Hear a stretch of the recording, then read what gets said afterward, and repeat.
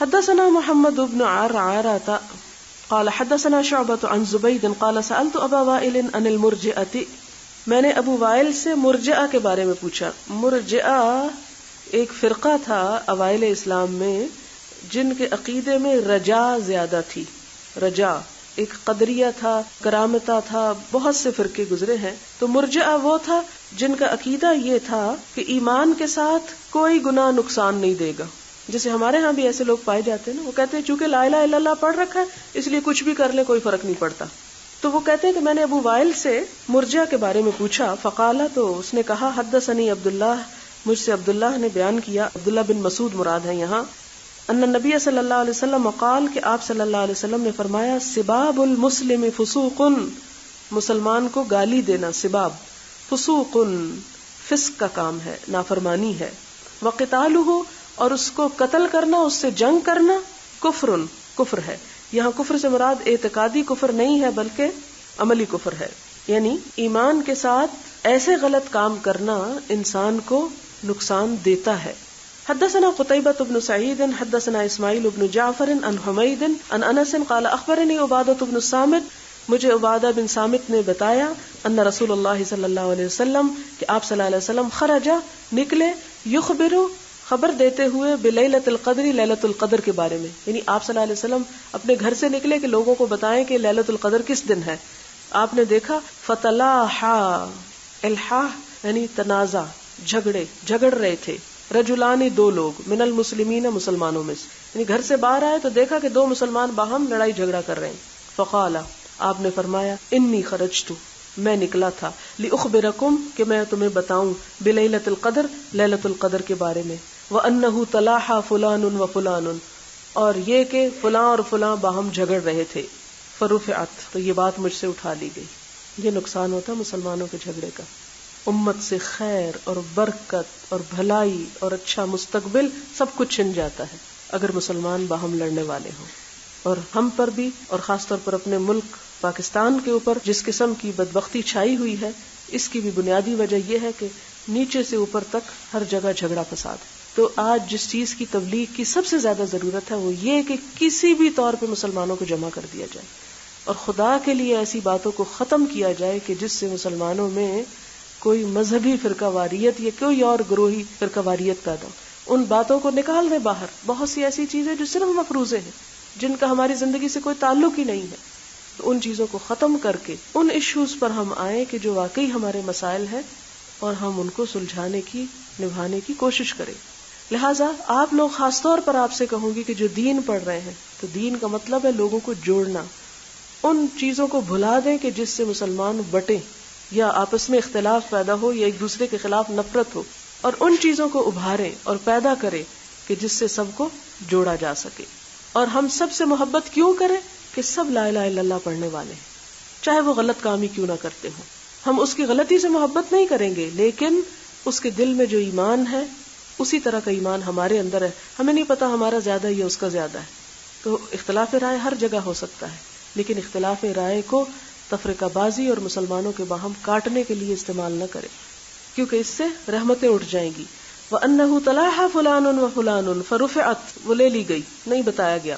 وَعَسَىٰ أَن يَكُونَ خَيْرًا لَكُمْ، لیکن آپ صلی اللہ علیہ وسلم نے اس پر بھی مسلمانوں کو پھر امید ہی دلائی کہ چلو پھر بھی پریشان نہ ہو، اسی میں بہتری ہوگی. اس سے کیا پتہ چلتا ہے کہ کسی بھی ایسے موقع پر جب بہت پریشانی کا وقت ہو تو انسان کو اس میں بھی خیر کا پہلو ڈھونڈنا چاہیے.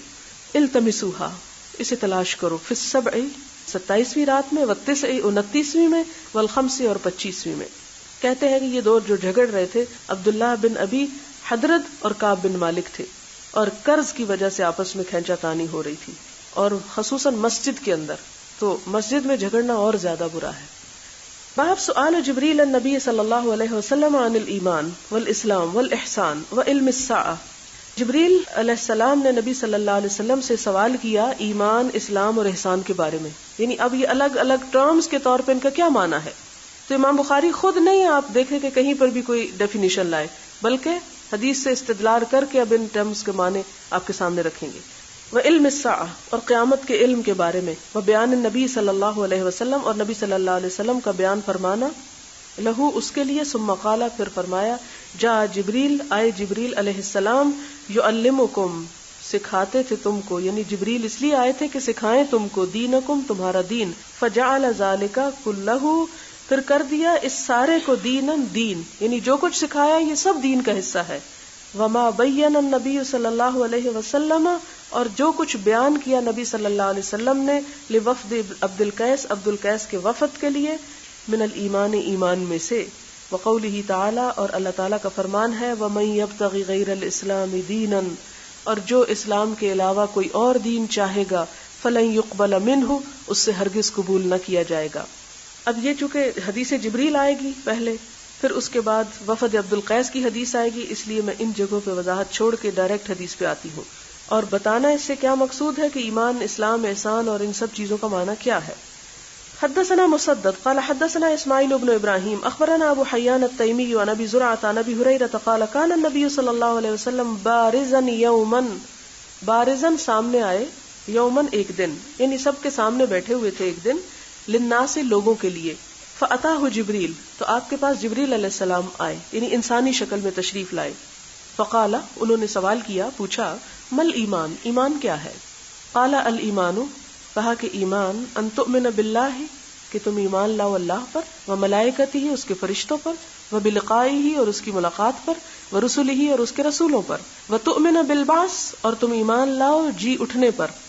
قال ما الاسلام، کہا پھر اسلام کیا ہے؟ قال الاسلام کہ اسلام، ان تعبد اللہ کہ تم عبادت کرو اللہ کی، ولا تشرک بہ اور تم نہ شریک ٹھہراؤ ساتھ اس کے، یعنی کسی کو بھی، وتقیم الصلاۃ اور قائم کرو نماز، وتؤدی الزکاۃ اور ادا کرو زکات، المفروضۃ فریضہ، وتصوم رمضان اور تم روزے رکھو رمضان کے۔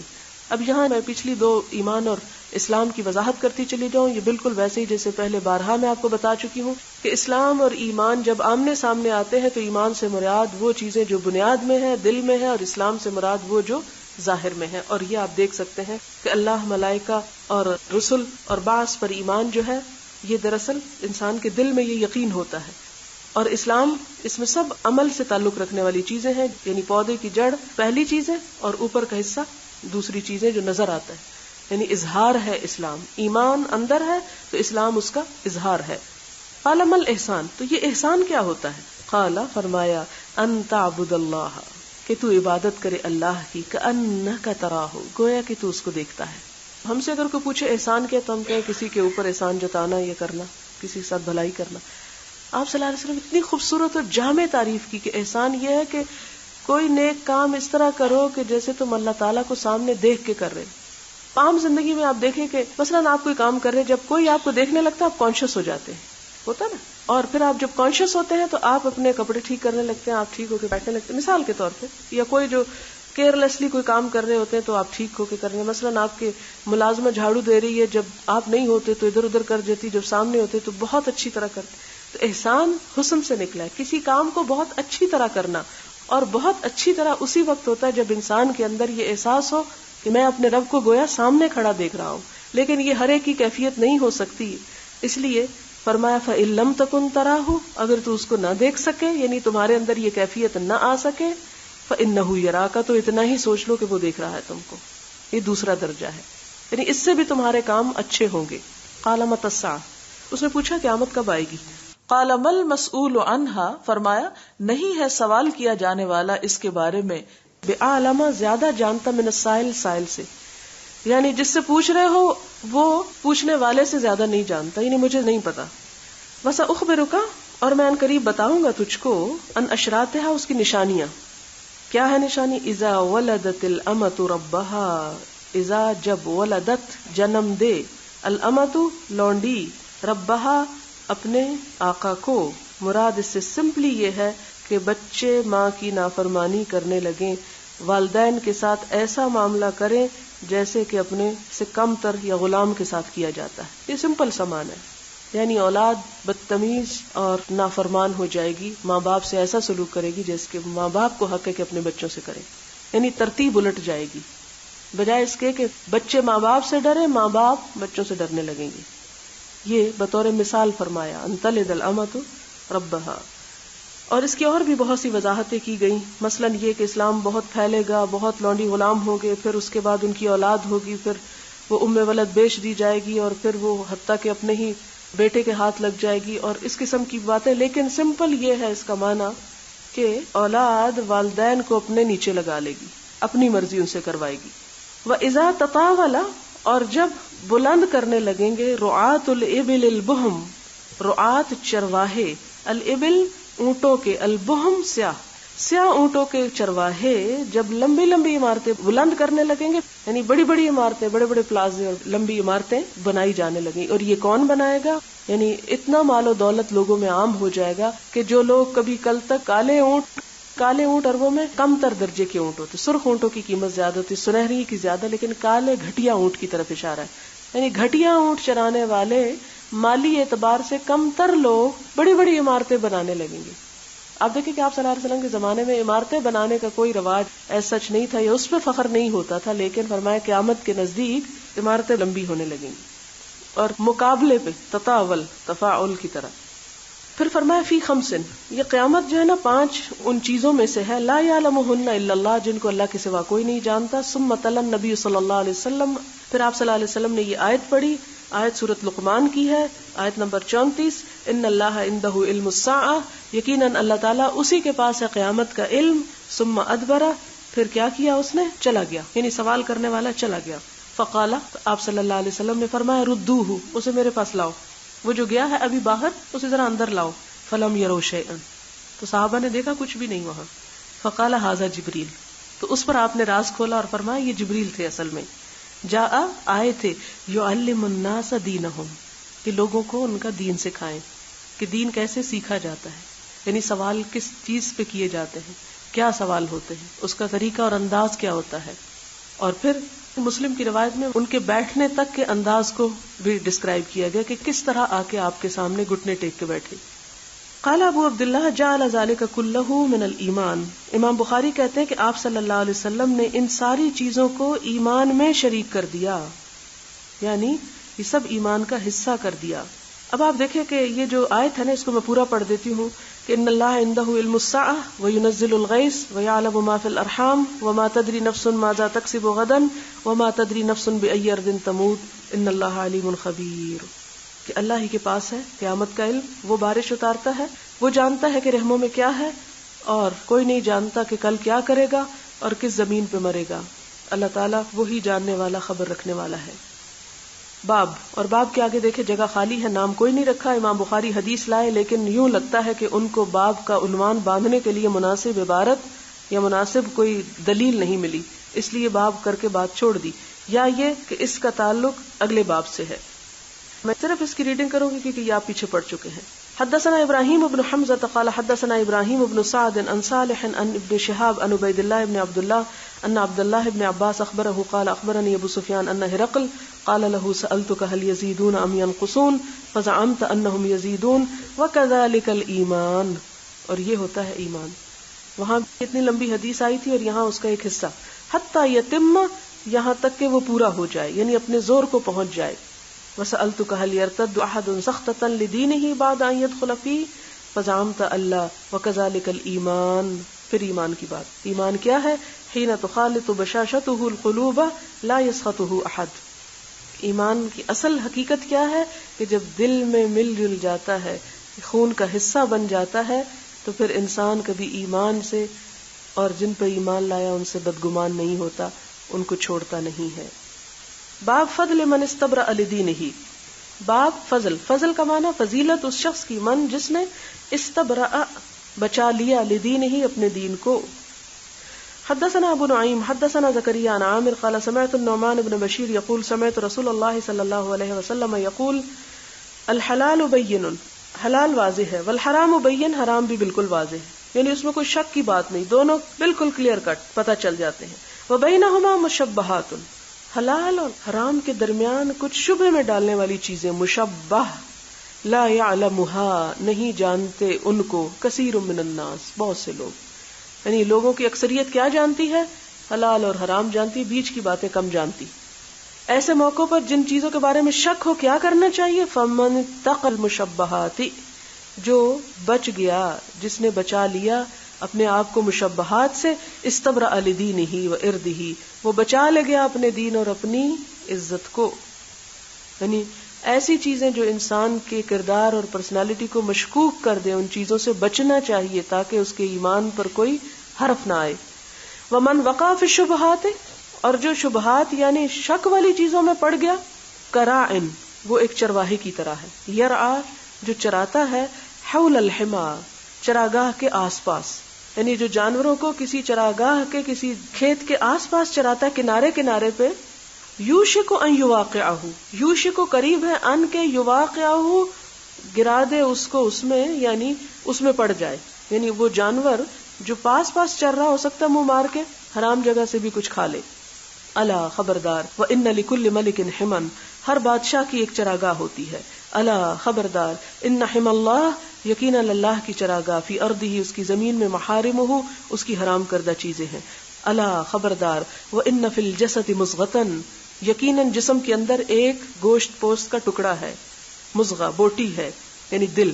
اذا صلحت، جب یہ درست ہو گئی بوٹی، صلح الجسد کلہ، درست ہو گیا جسم سارے کا سارا. یعنی دل پہ زندگی کا انحصار ہے، اگر دل درست ہے تو زندہ ہے انسان. وَإِذَا فَسَدَتْ، اور اگر اس میں بگاڑ پیدا ہو گیا، فَسَدَ الْجَسَدُ كُلُّهُ، تو سارے جسم میں فساد پیدا ہو گیا. یعنی اگر دل بگڑ گیا، خراب ہو گیا، جسمانی مادی اعتبار سے بھی تو بھی سب خراب، اور اگر روحانی اعتبار سے بھی دل کمزور ہو گیا یا دل میں خرابی پیدا ہو گئی تو اعمال کبھی درست ہو نہیں سکتے. الا وہی القلب، خبردار رہو، یہی دل ہے. یہ بوٹی یا گوشت کا ٹکڑا دل ہے. اس سے پتہ کیا چلتا ہے کہ حلال اور حرام کے درمیان شک والی چیزوں سے بچتے رہنا چاہیے تاکہ انسان کے ایمان میں نقصان نہ ہو. باب ادا الخمس من الایمان، ادا الخمس، خمس کا ادا کرنا، من الایمان، ایمان کا حصہ ہے. خمس کیا ہے؟ مال غنیمت کا 5واں حصہ دینا. حدثنا علی بن الجعد قال اخبرنا شعبۃ عن ابی جمرۃ قال كنت اقعد مع ابن عباس يجلسني على سريره. ابو جمرہ روایت کرتے ہیں، کنت، میں تھا، اقعد، بیٹھا کرتا، مع ابن عباس، ابن عباس کے ساتھ، یجلسنی، وہ بٹھاتے تھے مجھ کو، علی سریرہ، اپنے تخت پر، اپنی چارپائی، سریر چارپائی کو کہتے ہیں بیٹھنے کی جگہ، یا اپنے تخت پر ساتھ بٹھایا کرتے تھے. فقال، تو ایک دفعہ کہنے لگے، اقم عندی، میرے پاس ٹھہرو، قیام کرو، حتی، یہاں تک کہ اجعل، میں کر دوں، لکا، تیرے لیے، سہمن، ایک حصہ، مم مالی، اپنے مال میں سے. فاقمت معہ، تو میں ٹھہرا رہا ان کے ساتھ، شہرینی، 2 ماہ. ثم قال، پھر کہا، ان، بے شک، وفد عبد القیس، عبد القیس کا وفد، لما، جب، اتو، آئے، النبی صلی اللہ علیہ وسلم، آپ صلی اللہ علیہ وسلم کے پاس، قال، تو آپ نے فرمایا، من القوم، کون لوگ ہیں، او یا من الوفد، کون سا وفد ہے. قالو، لوگوں نے بتایا، ربیعۃ، ربیہ کے لوگ ہیں، یعنی ربیہ قبیلہ کے لوگ ہیں. قال، آپ صلی اللہ علیہ وسلم نے فرمایا، مرحبا بالقوم، مرحبا ان لوگوں کو، ویلکم. او بالوفد، یا وفد کا لفظ استعمال فرمایا. غیر خزایا، نہ رسوا ہوں، ولا نداما، اور نہ نادم ہوں، یعنی استقبال کا ایک طریقہ ہے.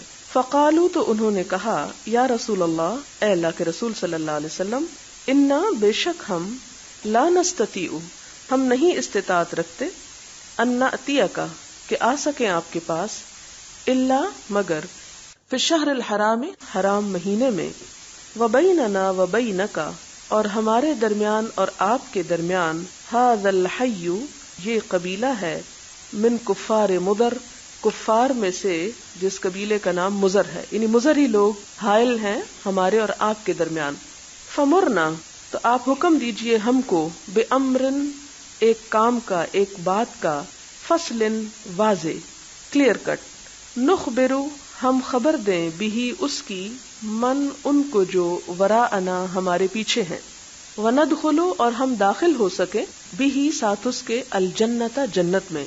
وسألوہ، اور انہوں نے سوال کیا آپ سے، عن الاشربتی، شراب کے بارے میں یا شرابوں کے بارے میں، اشربہ شراب کی جمع ہے، فَأَمَرَهُمْ تو آپ نے حکم دیا ان کو، بِأَرْبَعٍ 4 چیزوں کا، وَنَهَاهُمْ اور روک دیا ان کو، عَنْ أَرْبَعٍ 4 چیزوں سے، امرہم حکم دیا ان کو، بالایمانی ایمان کا، باللہ اللہ پر، وحدہ اکیلے اسی پر، قالا فرمایا، اتدرون کیا تم جانتے ہو، مل ایمانو کیا ہے ایمان، باللہ وحدہ ایک اللہ پر، قالو انہوں نے کہا، اللہ ورسولہ اعلم اللہ اور اس کا رسول زیادہ جانتے ہیں، قالا آپ نے فرمایا، شہادت گواہی دینا، اللہ الہ الا اللہ کہ اللہ کے سوا کوئی الہ نہیں، وان محمدن اور بے شک محمد صلی اللہ علیہ وسلم رسول اللہ اللہ کے رسول ہیں، واقام الصلاۃ اور نماز قائم کرنا، وایتاء الزکوٰۃ اور زکوٰۃ ادا کرنا،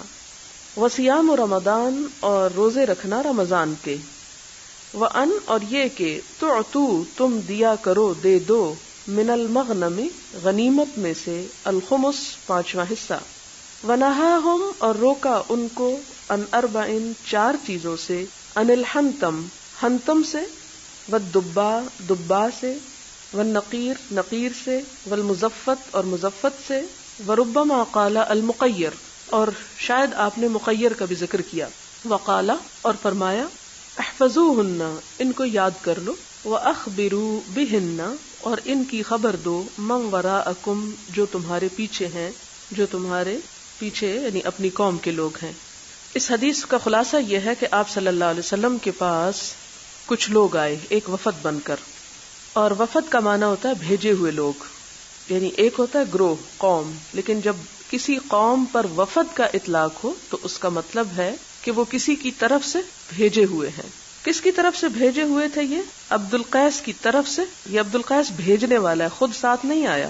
اس گروہ کا جو سردار تھا یا رئیس تھا جو ساتھ آیا، اس کا نام اشجع تھا۔ پہلی بات تو یہاں پر ہم یہ دیکھتے ہیں کہ یہ ابو جمرہ جو ہیں ابن عباس کے شاگرد ہیں، اور ابن عباس ان کو بہت پسند کیا کرتے تھے اور انہیں اپنے ساتھ بٹھاتے۔ ان کے اندر کوئی خوبی دیکھی ہوگی یا کوئی ذہانت یا کوئی ایسی چیز کہ جس کی وجہ سے وہ انہیں خاص اہمیت دیتے، اور پھر اس بات پر بھی اصرار کیا انہوں نے کہ وہ ان کے پاس کچھ عرصہ رہیں تاکہ زیادہ سے زیادہ سیکھ سکیں۔ اب یہاں پر وہ ان کو کہتے ہیں تم رہو تو میں تمہیں کچھ مال دوں گا۔ یہ انہوں نے کیوں کہا؟ یہ اس لیے کہ ہو سکتا ہے کہ وہ جہاد میں جانے کے لیے شوق رکھتے ہوں کہ میں جاؤں گا، جیتوں گا، مال غنیمت ملے گا، تو انہوں نے کہا کہ یہاں بیٹھ کے علم حاصل کرو، سیکھو، گویا کہ یہ بھی ایک جہاد ہے، اور جہاں تک مال کا تعلق ہے تو میں اپنے مال میں سے تم کو دے دوں گا۔ اجعل لک سہما من مالی، جو حصہ مجھے ملے گا اس میں سے میں تم کو دے دوں گا، تم میرے پاس ہی رہو۔ فاقمت معه شهرين، تو کہتے ہیں کہ پھر میں آپ کے پاس 2 مہینے تک رہا اور بہت کچھ سیکھتا رہا۔ پھر اس کے بعد وہ حدیث بیان کرتے ہیں کہ ایک دفعہ ایسا ہوا کہ ایک وفد جو عبد القیس نے بھیجا تھا وہ آیا، اور اس وفد نے حضور صلی اللہ علیہ وسلم سے کیا پوچھا اور آپ نے ان کو کیا کیا تعلیم دی اور کن کن چیزوں سے روکا۔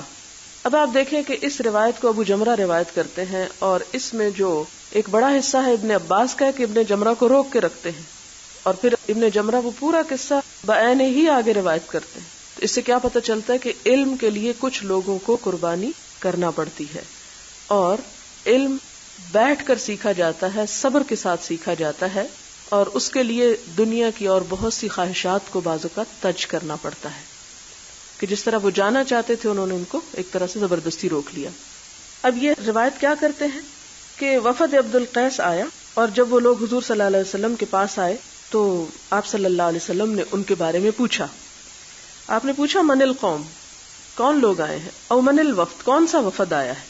اس سے کیا پتہ چلتا ہے کہ آپ صلی اللہ علیہ وسلم آنے والوں سے ان کا تعارف حاصل کیا کرتے تھے، یعنی ان کو تبلیغ کرنے سے پہلے ان کا بیک گراؤنڈ معلوم کرتے کہ یہ کس علاقے کے لوگ ہیں، تاکہ اس علاقے کے مخصوص مسائل کے مطابق ان کو تعلیم دے سکیں۔ تو لوگوں نے بتایا کہ یہ ربیہ کے لوگ ہیں، آپ نے ان کو مرحبا کہا، اور پھر یہ جو لفظ ہے غیر خزایا ولا ندامہ، یہ ویلکم میں مزید یعنی مبالغہ ہے، کہ ایک تو اتنا ہی کہہ دینا ویلکم کرنا کہ مرحبا مرحبا، لیکن مرحبا کے ساتھ جب غیر خزایا ولا ندامہ کہ تم اطمینان سے آؤ، اللہ تمہیں رسوائی سے بچائے، تمہیں ندامت سے بچائے، تمہیں ہمارے ہاں کوئی تکلیف نہ ہوگی. تو یہ ایک محاورہ ہے ویلکم کرنے کا، غیر خزایا ولا ندامہ، یعنی اطمینان سے بیٹھو. تو انہوں نے اپنا عذر پیش کیا کہ یا رسول اللہ صلی اللہ علیہ وسلم، ہم آپ کے پاس آ نہیں سکتے کیونکہ ہمارے اور آپ کے درمیان قبیلہ مضر حائل ہے، اور مضر جو ہے وہ ہمیں آنے سے روکتے ہیں، ہم سے جنگ کرتے ہیں، اس لیے ہم صرف شہر الحرام میں آپ کے پاس آتے ہیں. اور شہر الحرام آپ کو معلوم ہے ذوالقعدہ، ذوالحج اور محرم، اور اس کے علاوہ رجب، 4 مہینے. اس میں عربوں کے ہاں جنگ بین ہو جاتی تھی، کوئی دشمن پر بھی ہاتھ نہیں اٹھا سکتا تھا. اس لیے جب امن ہو جاتا ہے تو ہم آپ کے پاس آتے ہیں.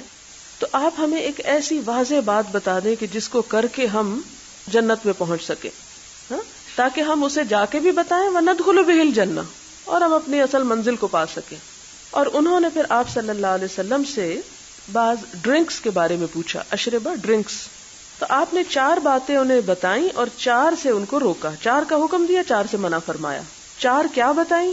نمبر 1 ایمان کے بارے میں بتایا، اور پھر صرف اتنا نہیں کہا کہ ایمان لے آؤ، بلکہ کہا کہ کیا تم جانتے ہو کہ ایمان کیا ہوتا ہے؟ اور انہوں نے کہا کہ اللہ اور اس کا رسول ہی جانتے ہیں. پھر آپ نے ایمان کی وضاحت کی، شہادت اللہ الہ الا اللہ وان محمد الرسول اللہ واقام الصلاۃ وایتاء الزکوٰۃ وصیام رمضان.